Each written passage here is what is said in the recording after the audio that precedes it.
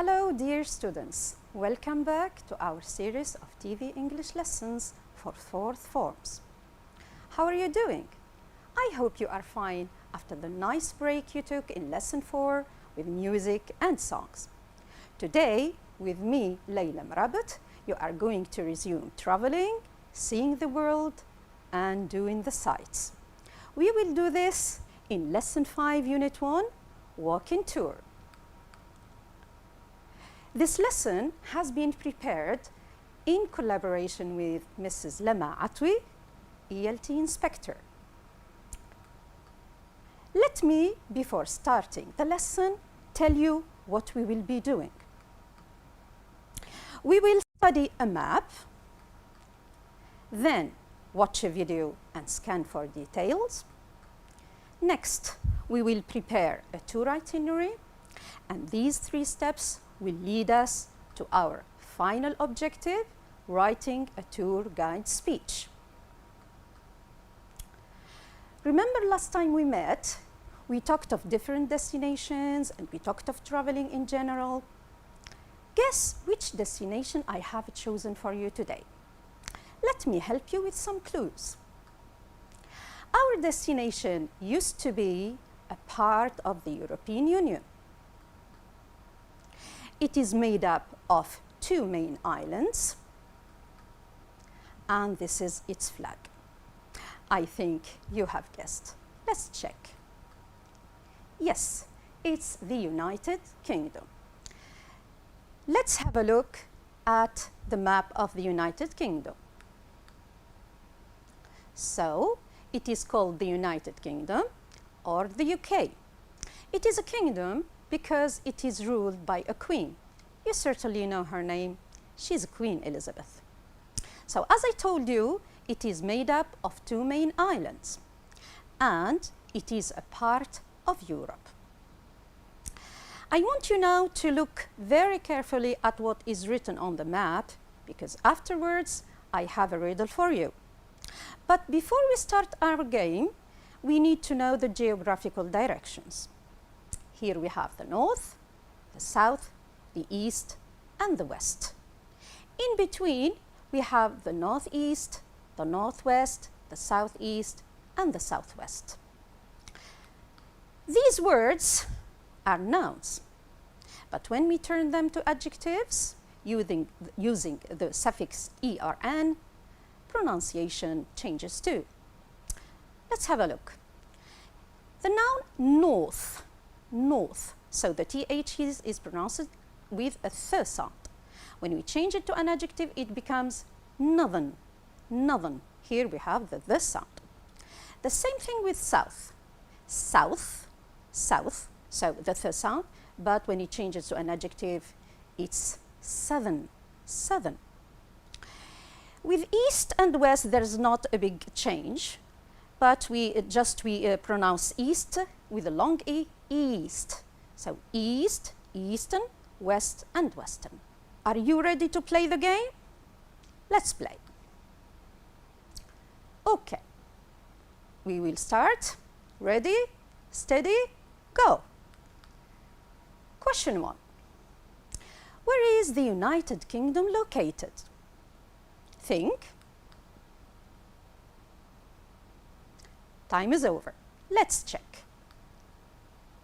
Yes, it is located in the west of Europe. So that's the part, that's the direction. Question 2. What borders the UK to the east and what borders it to the west? Remember, I told you to be careful. Think. Time is over. Let's check. Yes, the North Sea to the east and the Atlantic Ocean to the west. So here we pronounce the sea, sh, ocean. So the United Kingdom is bordered by the North Sea to the east and the Atlantic Ocean to the west. To border is a verb, but it can also be a noun. A border means a frontier. Next question. How many constituent countries are there in the UK? I hope you were so careful. So think. Let's check your answer. 4 constituent countries. Correct. So, the UK is made up of, or composed of, 4 constituent countries. Here, constituent is an adjective. We can express it differently. 4 countries constitute the UK. Here, constitute is a verb. Constituent is also a noun. A constituent means a component or a part of. Next question. What are the constituent countries of the UK? Try to remember the map. Think. Well, let's check. Here they are. So, England with the capital city London. Scotland, its capital city is Edinburgh. Wales has Cardiff as a capital city. And Northern Ireland, its capital city is Belfast. So, these are the 4 constituent countries of the UK with their capital cities. But what is the capital city of the UK now? Of course, it's London. My dear students, London today is our destination for our walking tour. Now, together, we will watch a video. I want you to watch the video, listen carefully, and pick out the following information about London. Tell me where it is located, the number of inhabitants, what makes it a very important city, and how old is it?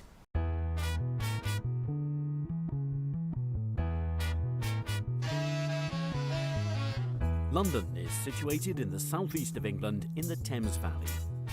Home to over 8 million people, the capital of the UK has been an important financial, educational and cultural centre for hundreds of years.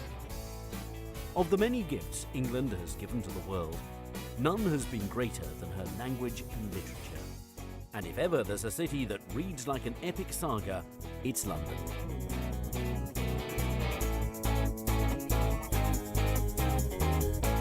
The story of London began in the Bronze Age, but it didn't really get going until the Romans withdrew in the 5th century. Growing into one of the great medieval trading cities, she truly came of age in the 11th century, when William the Conqueror built the Tower of London, which was to become one of England's grimmest prisons. London is very easy to navigate around and is compact enough to explore on foot. So, I hope you were careful enough, and let's check your answers. Where is London located? Correct. It is located southeast of England. How many people live there? Over 8 million people live in London. Indeed, a very big city. What makes it important? It is a financial, educational, and cultural center. And how old is it? Wow, its history dates back to the Bronze Age. So, you see, my dear pupils, we are presented with a great city that has its roots deep in history. It's a destination never to be missed. But as tourists, when we visit London, which places can we visit? Let's watch the second part of the video and find out the most important landmarks in London. This world city is filled with iconic symbols, and one of the most easily recognisable is Tower Bridge, an impressive reminder of London's rapid expansion during the Industrial Revolution. Just upriver, at the Houses of Parliament, Big Ben's reassuring chimes peal across the city every hour on the hour. Buckingham Palace, perhaps the most famous palace in the world, is the official residence of Queen Elizabeth. It's a popular London attraction, offering tours of staterooms and gardens. Nearby, Kensington Palace is open to the public year-round. The palace and gardens will be remembered as the home of Princess Di and Prince Charles, and have recently undergone a multi-million-pound refurbishment. Another legacy of England's monarchy are the royal parks of London. They were once reserved as private hunting grounds for the royal family, but nowadays they're open for everyone to enjoy. There are 8 royal parks, and many of them are in central London and close to royal palaces and other historic monuments. Green Park and St James Park are right next to Buckingham Palace, Admiralty Arch and the Mall. Hyde Park is perhaps the most famous, with its man-made lake, the Serpentine, and on the other side, Kensington Gardens is a beautiful open expanse that stretches east towards Kensington Palace. The Albert Memorial is at the southern end of Kensington Gardens, and the striking bronze statue looks towards the Royal Albert Hall just across the road.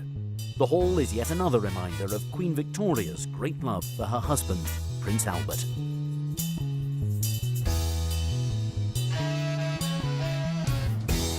Many of London's greatest stories have begun in her houses of worship, and none is so impressive and important as Westminster Abbey. This is where kings and queens have been crowned, married, and even buried. London was rebuilt after the Great Fire in 1666, and St Paul's Cathedral is the most enduring monument to the city's transformation. It's a great testament to British strength and resilience.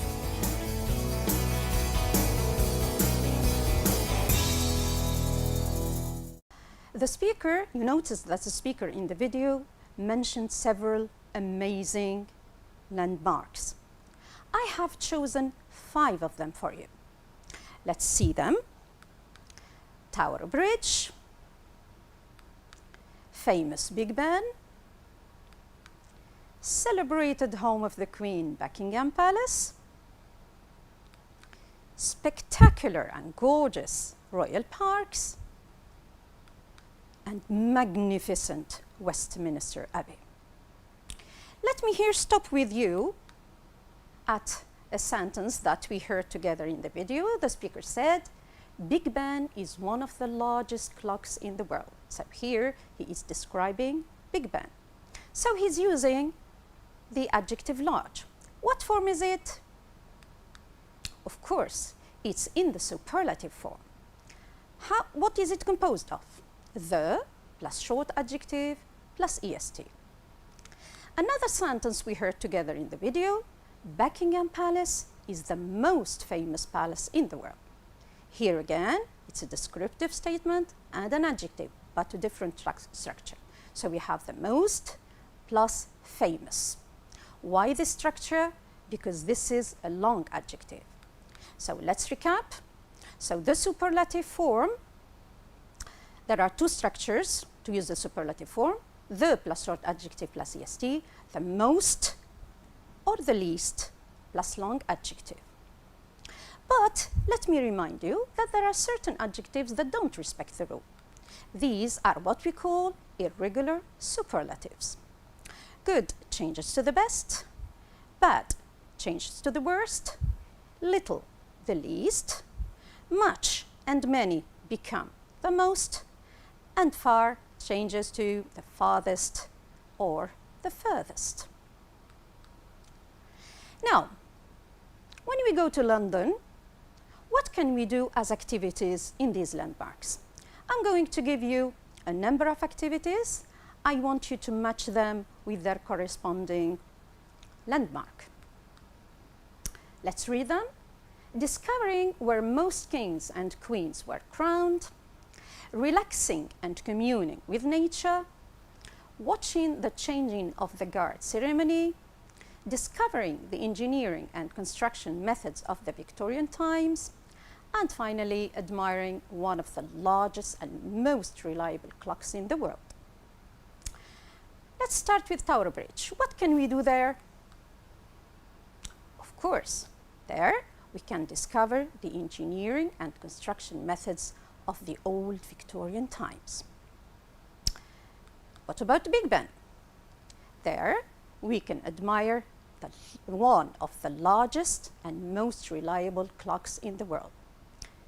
Notice here, we have the superlative form again, the largest and the most reliable. A short adjective and a long one. If we visit Buckingham Palace, what can we do there? Of course, apart from admiring the magnificent architecture, we can also watch the changing of the guard ceremony. It's a ceremony that takes place there every day. Now, London is a very big city, and touring it on foot is a bit tiring. So where can we take a rest? Of course, we can relax and commune with nature in one of the royal parks. And finally, if you want to discover where most kings and queens were crowned, married, or even buried, you will do this when you visit Westminster Abbey. Here, my students, personally, I can't wait visiting London. So, what about going to a travel agency and booking a walk-in tour? So, suppose now we are in the travel agency to book the walk-in tour. There, the tour's guide gave us an itinerary. Itinerary? What is it? Don't worry, I will tell you. Itinerary. It's a travel document recording a route or a journey. Let's check the pronunciation. Itinerary. Itinerary. Okay, here is the itinerary that our travel agent gave to us. So you see, the itinerary is made up of the time and the different activities. As you see, it takes a whole day. That's the morning part, and this is the afternoon's part. Now, the time in the morning has AM. AM stands for ante-meridium. It means before midday. The time in the afternoon takes PM. PM is post-meridium. This means after midday. So, you see here different activities, but don't worry, I will explain it to you more in detail on this map. So, at 7:30 in the morning, our bus will take us to Trafalgar Square. There, we will have a delicious English breakfast.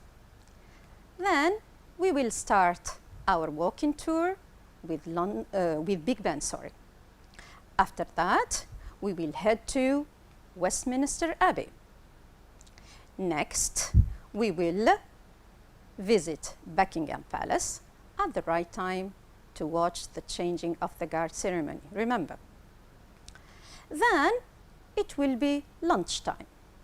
After lunch, we will not be able to carry on walking, so we need to rest a bit. We will do this at Hyde Park. There you can relax, commune with nature, and take up some activities. After that, it will be time for shopping for souvenirs, gifts and presents for your family. Then we will finish our walking tour with visiting Tower Bridge. Finally, at 6:30 p.m., our bus will take us back to our hotel. Okay. Now, the tour's guide gave us the itinerary. We had a look at it, and then she started writing her speech. So now we are going to help her writing her speech. Before writing, we have to know which parts should be included in the speech. She will greet her travelers and welcome them to the walking tour.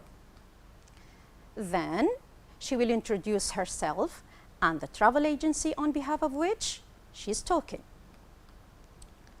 And she will briefly describe the destination. This, of course, will be in the introductory part. Now, in the main part, which is the content, she will explain in detail the itinerary we saw together. And in the final part, which is the conclusion, she will end her speech with some closing remarks and offer some time for her travelers for some questions. Okay, here is our guide's first draft. I will give you some time, read it, and see if she included all the parts. Let's read.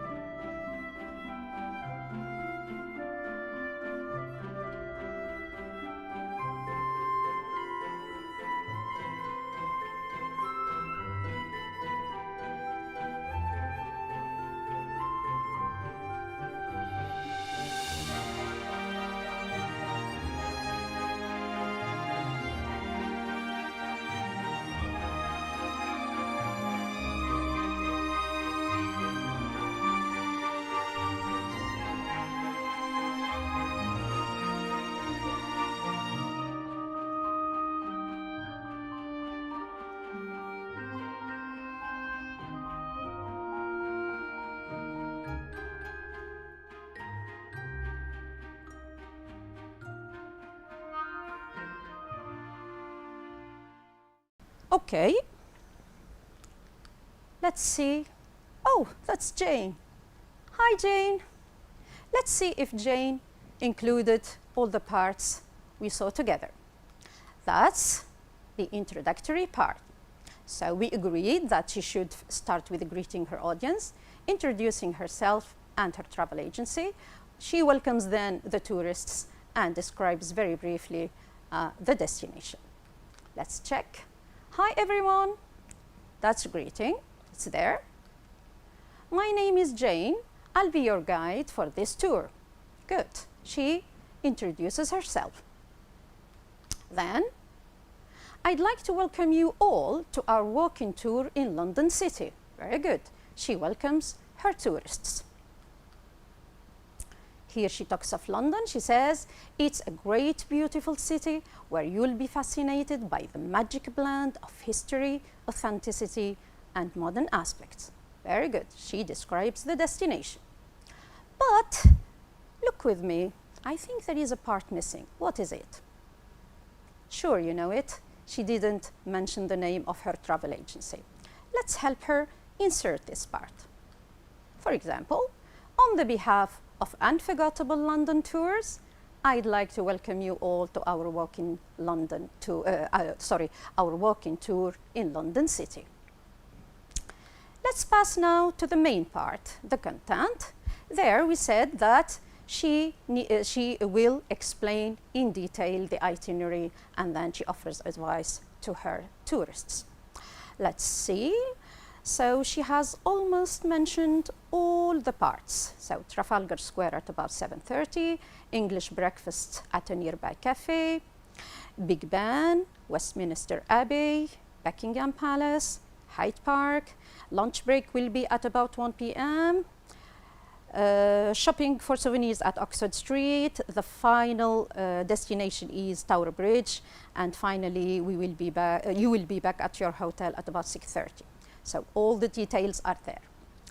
And here, what's this? Let's see. I hope you have brought umbrellas and good shoes because we have a lot of walking to do. So this is offering advice. She has offered advice to her tourists to bring good shoes because it's a walking tour, and she advises them to bring umbrellas because, you know, it's typical of London to rain at any time. Here, Jane starts with herself and prepares her umbrella. Then we move to the final part, which is the conclusion, where she wishes them a good tour and gives them time for some questions. Let's read. I wish you will have a wonderful time in London. Very good. But she didn't give time for questions. Let's help her insert this part. She can say, for example, now, if you have any questions, I'm ready to answer them. Very well. Now, we are sure that all the parts are included. But since Jane is in a hurry, maybe she made some mistakes. Let's help her correct the mistakes. The first mistake there, let's see what's wrong about it. So she says, I'd like to take some minutes to explain our itinerary and discussing some safety precautions. Remember the parallel structure we saw in lesson 1? Here, there is no balance. Let's restore the balance. So, it should be, I'd like to take some minutes to explain, infinitive verb, and discuss, another infinitive verb. This is a parallel structure. The second mistake, you can communing with nature. Now here Jane uses the modal verb can. We know the rule. After modal verbs, the verb should be a bare infinitive. So let's help her correct the mistake. At Hyde Park, where you can commune with nature. Next mistake. She says, where you can commune with nature, in one of the capital's most large spaces. Remember, we saw the superlative form. Here we have a short adjective. So it should be one of the capital's largest spaces. Good. The final mistake. Here, Jane writes, I wish you will have a wonderful time in London. Remark here, the second verb is in the future. But after which, we can't use the future, so we should use another verb like wish, which is hope. Here it's more appropriate and correct. I hope you will have a wonderful time in London. Okay, now Jane's speech is ready. All the parts are included and there is no mistake. Now Jane can go and meet her group of tourists and set off for London. What about us? We will join her after the lockdown, promise. But what will you do for the time being? For the time being, you will write. So I want you to choose a tourist destination, the one you like. Prepare a tour itinerary, follow the model you have in your lesson, and write a tour guide speech. Follow the steps I told you about and give the piece of writing to your teacher for feedback. Before we say goodbye, let's wrap up the lesson.